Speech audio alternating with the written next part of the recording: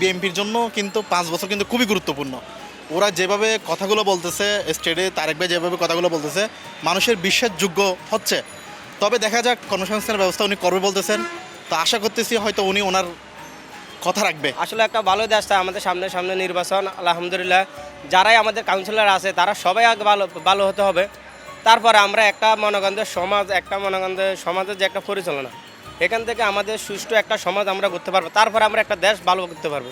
XYZ যে সরকার আসুক, আমরা শান্তিভাবে যদি চলতে পারি, দেশ আইন শৃঙ্খলা যদি অবনতি থেকে একটু ভালো হয়, তাহলে আমরা তাতে সন্তুষ্ট। সামনে নির্বাচন আছে, সরকার পরিবর্তন হলে ইনশাল্লাহ আশা করি আরও দেশ একটু উন্নতির পথে যাবে, ভালো হবে আমাদের মানে ইনশাল্লাহ। আমি চাই আসলে একটা সুন্দর একটা দেশ হোক, যে দেশে মানে শিক্ষা বাড়ক, দুর্নীতি চাঁদাবাজ বন্ধ হয়ে যাক। আমরা যারা তরুণ প্রজন্ম রয়েছে, আমরা চাই আমাদের পরবর্তী প্রজন্ম যারা আসবে তারা যাতে একটা সিকিউর বাংলাদেশ পায়, তারা যাতে একটি সুখী সমৃদ্ধশালী যে দেশের কথা আমরা অতীতে শুনে আসছি, এই ধরনের একটি রাষ্ট্র আমরা আসলে সবাই চাই।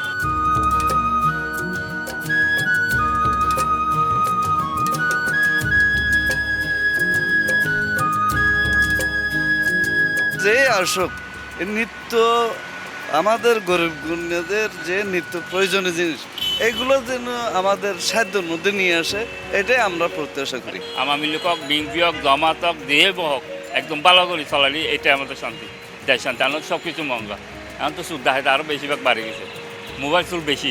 সার এবং এই পানি সব কিছুর জন্য সবার জন্য মানুষের থেকে অভাব।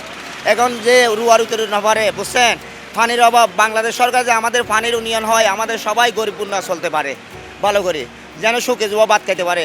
এই যে চাকরি করে যে বেতন দেয়, ওই বেতন দিয়ে তো সংসার চলে না।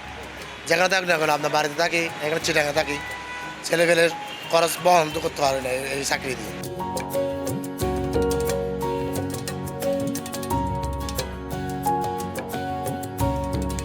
সেন্টিগ্রেড যেমন না থাকে বাংলাদেশের ভিতরে, যে কোনো জিনিসের ভিতরে যেমন সেন্টিগ্রেড না থাকে, বলে আমাদের মনে করেন যে চলাফেরার জন্য অথবা ব্যবসার জন্য কোনো শান্তি হবে।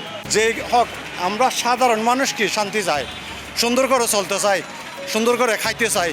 কে আসবে, কে মন্ত্রী হবে, কে এমপি হবে, ওইটা আমাদের প্রয়োজন নাই। ব্যবসার জন্য সবাই মুখে আছে, যে ব্যবসাটা একটু ভালো হোক, সবাই চায় ইলেকশনটা তাড়াতাড়ি শেষ হয়ে যাক। দেশের আইন শৃঙ্খলা তো বর্তমানে যেভাবে আছে, আমরা চাই সুস্থ থাকুক, আইন শৃঙ্খলা ভালো থাকুক, আমাদের ব্যবসা বাণিজ্য হোক, দেশটা শান্তি থাকুক, এটা হচ্ছে প্রত্যাশা।